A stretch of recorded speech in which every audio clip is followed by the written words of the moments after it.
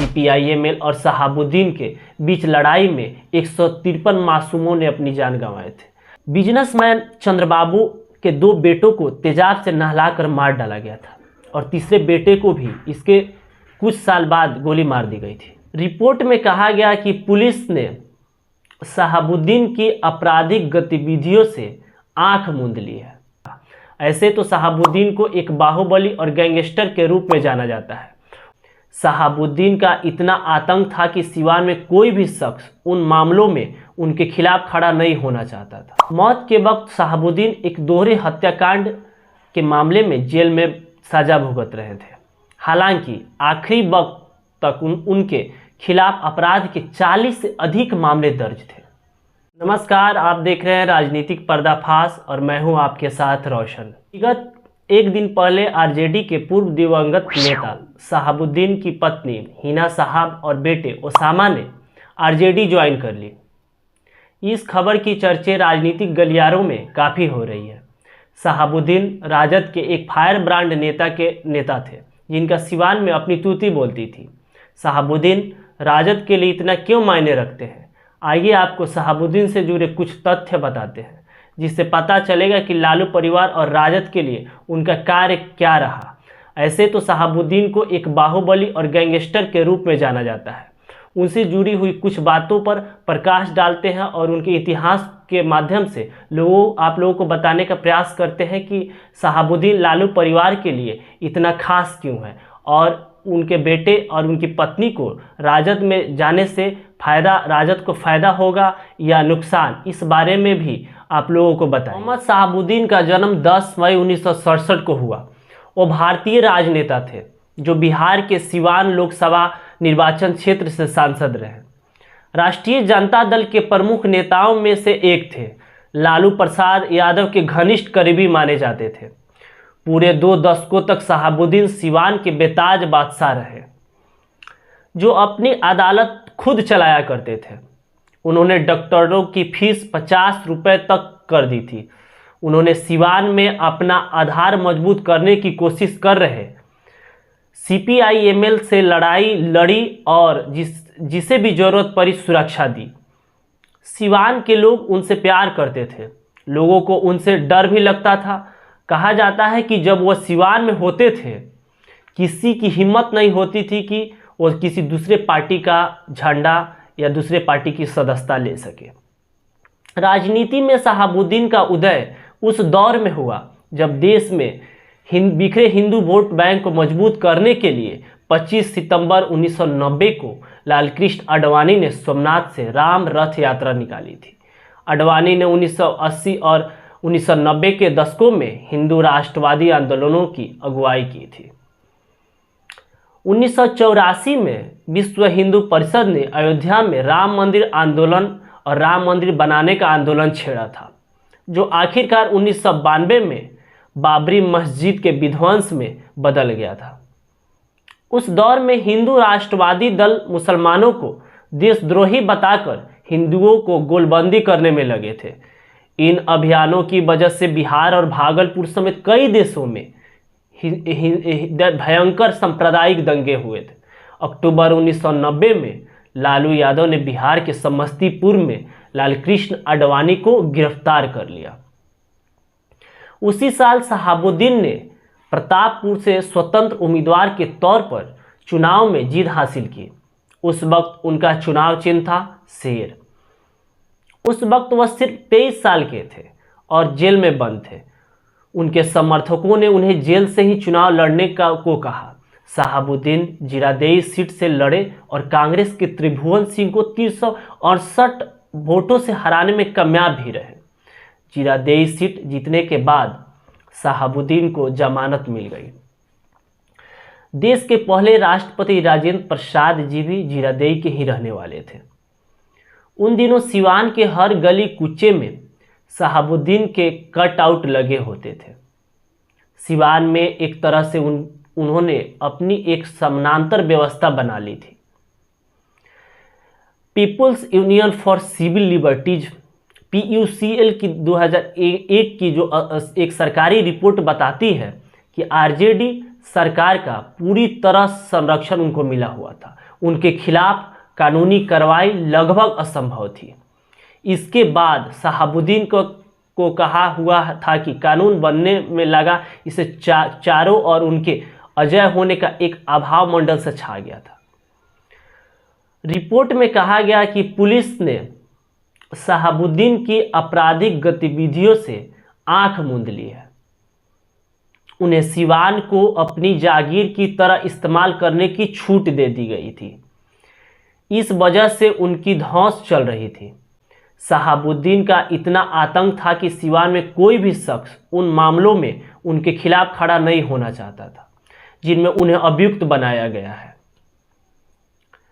जिन 2 दशकों में हिंदू राष्ट्रवाद अपने उभार पर था, उनमें लालू यादव अग्रणी जातियों का सामना करने के अपने फॉर्मूले पर काम कर रहे थे। मुस्लिम और यादव के गठबंधन को अपने फॉर्मूलों की बदौलत वो 1990 में सत्ता हासिल कर सके। इससे पहले 1989 में बिहार के भागलपुर में भयंकर सांप्रदायिक दंगे हुए थे। इनमें 1000 से ज़्यादा लोग मारे गए थे। इनमें से कई मुसलमान थे। मुसलमानों का कहना था कि कांग्रेस के मुख्यमंत्री सत्येंद्र नारायण सिन्हा राज्य के सांप्रदायिक माहौल को बिगाड़ने से रोकने में असमर्थ रहे।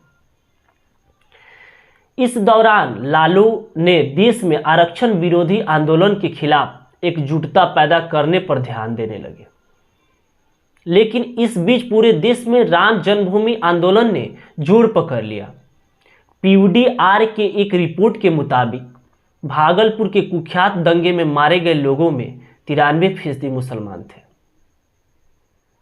इस सारी पृष्ठभूमि में राज्य की 17% मुस्लिम आबादी ने JP आंदोलन की उपज और सेकुलर और सोशलिस्ट राजनीति के पैरोकार लालू में अपना संभावित नेता तलाशना शुरू कर दिया। लालू यादव को राज्य की 14% यादव आबादी का समर्थन हासिल था। इस तरह MY फार्मूला उन्हें 2005 तक बिहार की सत्ता में टिकाए रखा। 1997 में जब सिवान में CPI-ML के नेता चंद्रशेखर और श्याम नारायण यादव नुक्कड़ सभा कर रहे थे, उन्हें मार डाला गया। कहा गया कि शहाबुद्दीन के गुर्गों ने उन्हें मार डाला। उन दिनों कहा जा रहा था कि चंद्रशेखर को शहाबुद्दीन ने ही मरवाया। जिस समय तो वह जेल में थे, लेकिन इनमें से ज़्यादातर बात मीडिया की फैलाई हुई थी। बिहार विधानसभा के पूर्व सदस्य अमरनाथ यादव और CPI के नेता शहाबुद्दीन के राज के खिलाफ खड़े होने के लिए जाने जाते हैं। वह कहते हैं, हम जमींदारों से जमीन छीनकर भूमिहीनों में बांटते थे। यही हमारा आंदोलन था। सिवान उन दिनों बेहद खतरनाक जगह मानी जाती थी। वो बूथ कैप्चरिंग का जमाना था। लालू कहा करते थे कि वो कम्युनिस्टों को खत्म कर देंगे। CPI-ML और शहाबुद्दीन के बीच लड़ाई में 153 मासूमों ने अपनी जान गंवाए थे। लालू सामाजिक न्याय के लिए खड़े हुए थे और पिछड़े वर्गों के लोगों के नेता बन गए थे। लेकिन वह बिहार में CPI-ML को नहीं देखना चाहते थे। एक वक्त तो उन्होंने कहा था कि वह CPI-ML को खत्म करने के लिए जहन्नुम की ताकतों के साथ भी समझौता करने को तैयार है, और उन्होंने यही किया।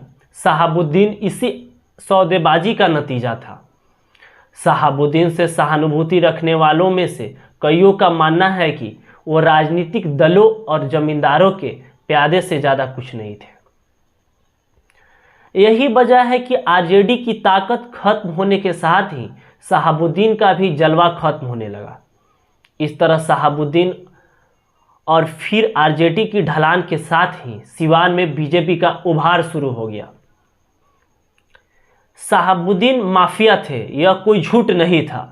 दरअसल वह एक बाहुबली थे जो नए उभरे राजनीतिक हालात में लालू यादव के समझौते के नतीजे के तौर पर सामने आए थे। 1990 के दशक तक देश के पहले राष्ट्रपति राजेंद्र प्रसाद की जन्म स्थली सिवान शहाबुद्दीन के नाम का पर्याय बन गया था, और मुस्लिमों की आबादी 20% है। इसके साथ यादव का नंबर आता है। मौत के वक्त शहाबुद्दीन एक दोहरे हत्याकांड के मामले में जेल में सजा भुगत रहे थे। हालांकि आखिरी वक्त तक उनके खिलाफ अपराध के 40 से अधिक मामले दर्ज थे। इनमें से एक मामला जेएनयू स्टूडेंट यूनियन के पूर्व अध्यक्ष चंद्रशेखर को गोली मारकर हत्या करने का भी था। चंद्रशेखर को दिन दहाड़े सिवान में गोली मार दी गई थी। इसके बाद शहाबुद्दीन के खिलाफ एक बिजनेसमैन के 3 बेटे को मार डालने का केस था। चंद्रशेखर की विधवा मां कौशल्या देवी अब जीवित नहीं है, लेकिन उन्होंने बेटे के लिए इंसाफ की एक लंबी जंग लड़ी थी। उन्होंने अपनी बेटे की हत्या में शहाबुद्दीन को नामजद किया था। बिजनेसमैन चंद्रबाबू के 2 बेटों को तेजाब से नहलाकर मार डाला गया था और तीसरे बेटे को भी इसके कुछ साल बाद गोली मार दी गई थी। कुछ महीनों तक चंदू बाबू की भी मौत हो गई। कुछ साल पहले जब चंदू बाबू और उनके बेटों ने अपनी जमीन और दुकान पर कब्जा करने की कोशिश में लगे गुंडे का विरोध किया था, इसके बाद शहाबुद्दीन के लोगों ने चंद्रबाबू के 2 बेटों को तेजाब से नहलाकर मार डाला था। इस मामले में चश्मदीद तीसरे बेटे राजीव रोशन को भी 2014 में गोली मार दी गई थी। ऐसी तथ्यात्मक तथ्यों से पता चलता है कि शहाबुद्दीन की आपराधिक छवि का सबसे ज्यादा लाभ लालू परिवार ने उठाया, जिसके चलते उनकी राजनीति बिहार में आगे बढ़ती रही। वही राजनीतिक विरासत को आगे बढ़ाने के लिए ओसामा साहब और उनकी पत्नी हिना साहब ने विगत 1 दिन पहले राजद ज्वाइन कर लिया। अब देखना ये दिलचस्प होगा कि आगामी विधानसभा चुनाव 2025 में इसका क्या प्रभाव पड़ता है। क्या लालू यादव हिना साहब और ओसामा साहब को राजद में वापसी कराकर क्या वो प्रदेश की जनता और सिवान की जनता का दिल जीतने में कामयाब होते हैं और विधानसभा 2025 के जो चुनाव होने वाले हैं, क्या आरजेडी बहुमत के साथ प्रदेश के सत्ता पर काबिज होती है